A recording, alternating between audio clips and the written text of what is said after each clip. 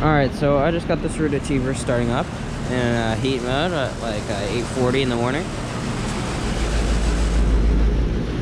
Oh, I've been up since like 6:40. I've been up since like 6:30 this morning.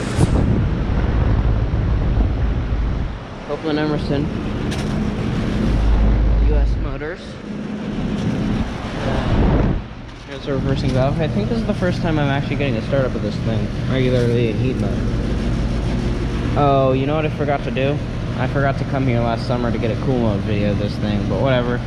I think I did get a cool mode video in like, I don't know, November 2023, but here's a 2022 2.5 ton RA14. It's warm.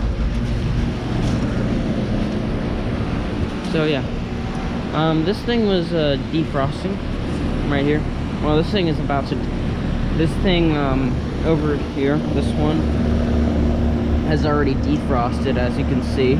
This is the only one that I know that defrosted because, I mean, this is frozen right here, by the way, because it's like 27 degrees right now. Oh, my hands are even getting cold in the gloves. It's so cold. And you can see all the bands of ice forming. So yeah, this one is back on, so yeah. Thank you for watching, over and out.